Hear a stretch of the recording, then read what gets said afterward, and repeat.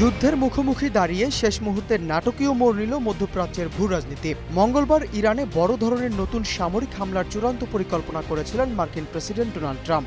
তবে কাতার, সৌদি আরব ও আরব আমিরাতের অনুরোধে শেষ মুহূর্তে তিনি এই সিদ্ধান্ত স্থগিত করেন। ট্রুথ সোশ্যালে ট্রাম্প জানান, গ্রহণযোগ্য চুক্তি না হলে মার্কিন বাহিনীকে পূর্ণমাত্রার হামলার নির্দেশ দেওয়া আছে। অবশ্য পরে হোয়াইট হাউসে তিনি বলেন, ইতিবাচক অগ্রগতি হয়েছে যা ইরানকে পারমাণবিক অস্ত্রবিহীন রাখবে। ইরানের ফার্স্ট নিউজ জানায়, ওয়াশিংটন ৫ দফা শর্তে একটি পারমাণবিক স্থাপনা সচল রাখা ও সমৃদ্ধ ইউরেনিয়াম হস্তান্তরের দাবি জানিয়েছে। তবে জব্দ সম্পদ ছাড় বা ক্ষতিপূরণ দিতে রাজি হয়নি যুক্তরাষ্ট্র। অবশ্য তাসনিম নিউজের দাবি, নতুন প্রস্তাবে তেলের উপর নিষেধাজ্ঞা শিথিলের ছাড় দিয়েছে ওয়াশিংটন। বিপরীতে ইরান সব ফ্রন্টে যুদ্ধবন্ধ এবং ১৩ এপ্রিল থেকে আরোপিত মার্কিন নৌ অবরোধ প্রত্যাহারের আহ্বান জানিয়েছে।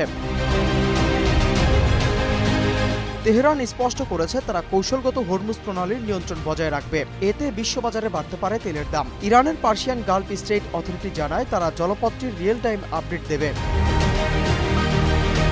এদিকে আইআরজিসির ঘোষণা, প্রণালীর ফাইবার অপটিক কেবলগুলোও ইরানের অনুমোদনাধীন হতে পারে। পাকিস্তানের মধ্যস্থতায় যোগাযোগের বিষয়টি নিশ্চিত করে ইরানি মুখপাত্র ইসমাইল বাঘাই বলেন, তেহরান তাদের উদ্বেগ স্পষ্ট করেছে।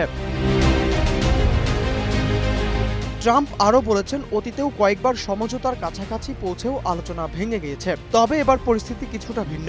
সমঝোতার খুব ভালো সম্ভাবনা আছে। যদি বোমাবর্ষণ ছাড়াই সেটা করা যায় তাহলে আমি খুবই খুশি হব বলেও মন্তব্য করেছেন ট্রাম্প। এর জবাবে ইরানের এক জ্যেষ্ঠ সামরিক কর্মকর্তা যুক্তরাষ্ট্রকে কৌশলগত ভুল হিসাব না করার আহ্বান জানিয়েছেন। নূর ইসলাম, নিউজ ডেস্ক, গ্লোবাল টেলিভিশন।